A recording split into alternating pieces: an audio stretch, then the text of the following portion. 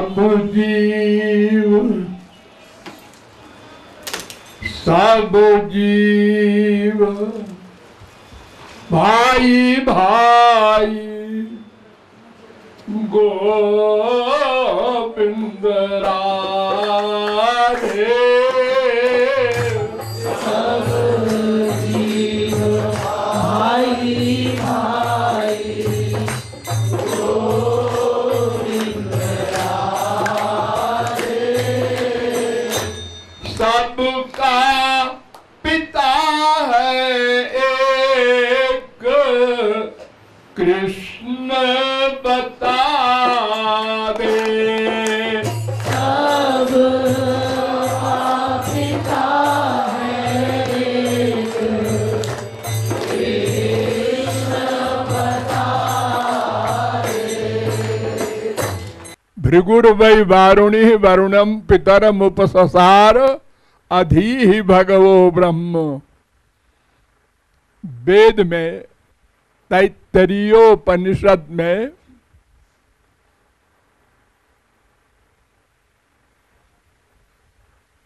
वरुण के लड़के भृगु ने अपने ब्रह्मज्ञानी पिता से पूछा कि ब्रह्म भगवान परमात्मा ये क्या है। बहुत सुनते हैं उनका नाम और ये भी सुनते हैं कि वो सबके पिता है। ये कैसे?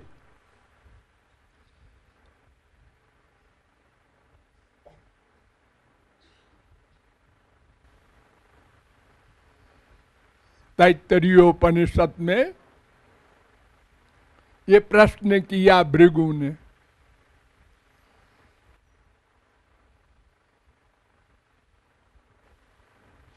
तो वरुण ने उत्तर दिया, यतो वा इमानि भूतानि जायन्ते येन जातानि जीवन्ति यत् प्रयन्त्यभिसंविशन्ति तद ब्रह्म विजिज्ञासस्व।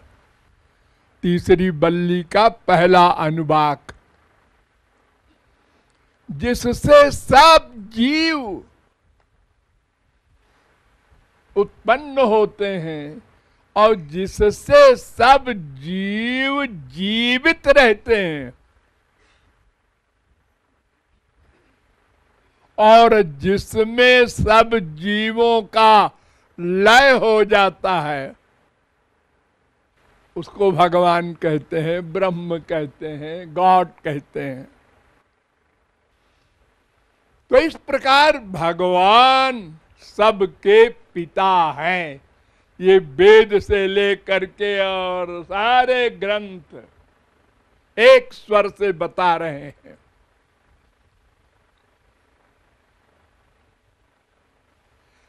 एग्जाम्पल से समझो, एक समुद्र है, उसमें तमाम तरंगे उठती रहती हैं। तरंगे उठी, दूसरी उठी, दोनों मिले, एक समाप्त हो गई, दूसरी थोड़ी देर रही, वो भी समाप्त हो गई। ऐसे ही लाखों करोड़ों तरंगे समुद्र में उठती हैं और समुद्र में समा जाती हैं। शंकराचार्य ने एक एग्जाम्पल दी है, सत्यपि भेदापगमे नाथ तवाहम नमाम कीनस्त्वम। हे श्री कृष्ण, हम में तुम में भेद नहीं है, दोनों चेतन हैं, लेकिन फिर भी भेद है। क्या भेद है? समुद्र से तरंग निकलती हैं, पैदा होती है, तरंग से समुद्र नहीं पैदा होता। यानी आपसे हमारा जन्म हुआ है, हमसे आपका जन्म नहीं हुआ, ये अंतर है। तो तरंग तरंग सब भाई भाई, और सबका पिता समुद्र। समुद्र से ही निकली, समुद्र से ही उनमें जल है, समुद्र में ही लीन हो गई। ये जो संसार में आप कहते हैं ये मेरा बाप है, ये मेरी माँ है, ये मेरा बेटा है, ये सब भाई भाई है। अनंत बार तुम्हारा बाप बेटा बन चुका है, भाई बन चुका है, बीवी बन चुका है, पति बन चुका है। प्रत्येक जीव प्रत्येक का प्रत्येक रिश्तेदार बन चुका है अनादिकाल से अब तक। काहे का वो बाप है, काहे की वो माँ है? ये शरीर के माँ बाप होते हैं, आत्मा का नहीं होता।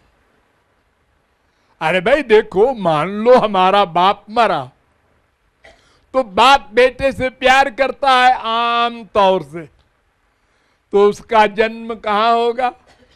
अपने बेटे में, अपने नाती में, उसका बेटा बनेगा। प्रजा मनु प्रजायन्ते, भागवत 10:3-32-20। सब जिसमें आसक्ति होगी उसी के पैदा होगा। तो ये जो बाप बेटा माँ आदि का रिश्ता हम संसार में मानते हैं, ये एहसान के कारण मानते हैं कि हमारे शरीर का ये पिता है, इसने हमको पाला पोसा पढ़ाया लिखाया, हम इसके कृतज्ञ हैं। हमारी ड्यूटी ये है पिता के प्रति, माँ के प्रति, बीबी के प्रति, पति के प्रति। ये सब फिजिकल ड्यूटीज हैं, रिश्ता नहीं। प्राणो ही माता पिता भ्राता, ये जीव ही संसार में माता पिता कहलाने लगा। जीव जीव का पिता, जीव जीव की माता। देखो, शरीर को तो कोई नहीं कहता माता पिता है, कहते तो हैं लोग। अच्छा बताओ, अगर शरीर को माता आप मानते हैं, पिता मानते हैं, तो मरने के बाद बेटा बांस से सिर पे मारता है बाप को। बेटा बाप को जलाते समय सिर पर मारता है, ये सभ्यता है। बाप को मारना, सिर फोड़ता है, कपाल क्रिया कहते हैं उसको। अरे वो तो शरीर को फोड़ता है, आत्मा चला गया तो फिर आत्मा ही तो है ना रिश्तेदार, शरीर नहीं है। ये तो नश्वर है, खिलवाड़ है 4 दिन का। जैसे हम लोग ट्रेन में सफर कर रहे हैं, जिसका स्टेशन आया उतर गया, बेटा पहले उतर गया, बाप कहता है तुम जा रहे हो? हाँ जी। अरे ऐसा कैसे जी? ऐसे ही है जी, हमारा स्टेशन आ गया। अरे पहले बाप को जाना चाहिए। अरे लॉजिक नहीं काम करता। सबके अपने अपने संस्कार हैं पूर्व जन्म के, उसके अनुसार भगवान ने निश्चित कर रखा है। तुमको ये मानव देह इतने दिन इतने घंटे के लिए दिया जा रहा है, भगवत प्राप्ति कर लेना, वरना ये छीन लिया जाएगा। और जो कुछ तुमने सारे जीवन में किया है उसके अनुसार फल दिया जाएगा। धींगा मुश्ती नहीं चलेगी, न घूस चलेगा। ये संसार में तो बहुत कुछ चलता है, उधर नहीं चलता। तो इस प्रकार सबका पिता एकमात्र भगवान श्री कृष्ण है। और फादर्स डे मनाने का मतलब उन्हीं की प्राप्ति का लक्ष्य बनाना, और उनकी प्राप्ति के लक्ष्य के लिए सबसे इम्पोर्टेंट और एक तत्व है गुरु। इसलिए गुरु और भगवान दोनों को पिता माना गया है। ये फादर्स डे मनाने की फिलॉसफी मस्तिष्क में रख लो।